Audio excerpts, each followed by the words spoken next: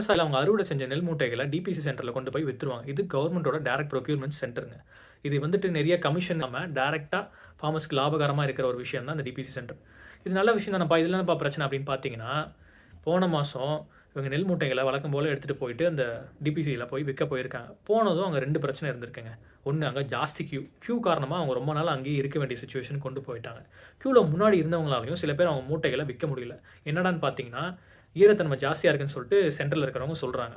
So 2 காரணமா அங்க ஜாஸ்தி விவசாயிகள் வந்துட்டு அவங்க மூட்டைகள திருப்பி கொண்டு போக முடியாதுல்ல. ஏன்னா வண்டி செலவு ஜாஸ்தி.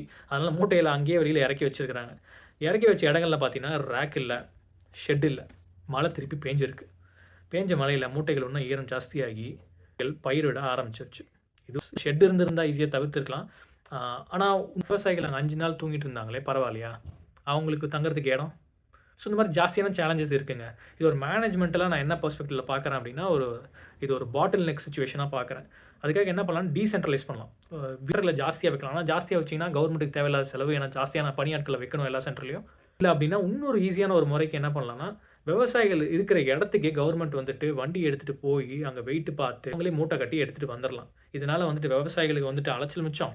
அவங்க பொருட்கள வந்துட்டு பத்திரமாவே அவங்க சேமிச்சு வச்சுக்கலாம். ஒருவேள அந்த விவசாயிகளுக்கு வந்துட்டு சேமிச்சு வைக்கிற அந்த ஷெட்டோ அந்த மாரி இல்லாத பட்சத்தில எனக்கு தெரிஞ்சு கவர்மெண்ட் சப்சிடிஸ் நெறையாவே இருக்குங்க.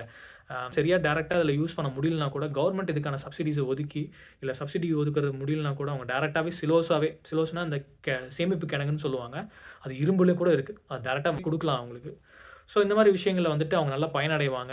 என்ன இதில இன்னும் கவர்மெண்ட்டுக்கு ஜாஸ்தி செலவாகும். ஏன்னா அவங்க வண்டி எடுத்துட்டு போக வேண்டிய சிச்சுவேஷனுக்கு வரும். கம்மி ஆட்கள் இல்லாம நெறைய பணியாட்கள் இதுக்காக தேவைப்படுவாங்க. இப்ப எப்படி எலக்ஷனுக்கு பூத் ஏஜென்ட் திடீர்னு வந்துட்டு கவர்மெண்ட் டீச்சர்ஸ் அந்த மாரி ஸ்டாஃப்ஸ் எடுத்து போடுறாங்க. அந்த மாரி வேற டிபார்ட்மெண்ட்ல இருந்துட்டு கொள்முதல் செய்றதுக்கு பணிக்குன்னு சொல்லிட்டு மாத்தி போட்டு ஆட்கள அனுப்பலாம். நான் பார்க்குறது அது என்னன்னா, ஒரு பாட்டில் நெக்கா பார்க்குறேன். அட் அ டைம்ல எல்லாருமே போய் ஒரே இடத்துல நிக்கவும், இதுக்கான வெப்சைட்லாம் கூட கவர்மெண்ட் வச்சிருக்காங்கங்க. எல்லாமே புக் பண்ணி வாங்க அப்படின்னு சொல்றாங்க. பட் இத்தன பேர் யூஸ் பண்றாங்கன்னு தெரியல. இல்ல யூஸ் பண்ணாலுமே அந்த வெப்சைட் கரெக்ட் இருக்குன்னு தெரியல. ஸோ இன்னும் டிஜிட்டலி சேலஞ்ச்டா தான் இருக்கு நம்ம சிஸ்டம்ஸ். இன்னும் அதில 0 ரிஸ்க் கொண்டு வரணும்னா, எனக்கு தெரிஞ்சு விவசாயிகள் இருக்கிற இடத்திலேயே போயிட்டு கொள்முதல் பண்ணிட்டு வந்தாங்கன்னா, விவசாயிகளுக்கு 0 ரிஸ்க்கா இருக்கும். என்னப்பா விவசாயம்னு சப்போர்ட் பண்ணி பேசுறேன்னு நெனச்சுக்காதீங்க. குரங்குக்கும் ஒரு மனுஷனுக்கும் இருக்கிற வித்தியாசம் என்ன தெரியுமா? உணவ வந்துட்டு உற்பத்தி செஞ்சு, அத அறுவடை பண்ணி, சேமிக்க தெரிஞ்சவன் வந்துட்டு விவசாயி. மனுஷனா மாறுனான். இது செய்யாம காட்டிலே இருந்தது எல்லாமே குரங்காவே இருந்துச்சு. ஃபியூச்சர்ல சாப்பாடெல்லாம் இருக்காதுப்பா. எல்லாமே வந்துட்டு மாறிடும். சப்ளிமெண்ட்ஸ், மாத்திரைகள் இத சாப்பிட்டே வாழ்ந்துரலாம் அப்படின்னு நெனச்சீங்கன்னா, இப்ப இருக்கிற மனுஷனா நீங்க நாளைக்கு இருக்க மாட்டீங்க. பரிணாம வளர்ச்சியில வேற ஒண்ணா மாறியிருப்பீங்க. இதுல நான் ஏதாவது தப்பான கருத்தா பேசியிருந்தா சொல்லுங்க, நான் திருத்திக்கிறேன். இல்லாத பட்சத்தில இத பத்தி அதிகமா பேசுவோம். அதிகமா கேட்பாங்க. கேட்கவும் அதிகமா யோசிப்பாங்க.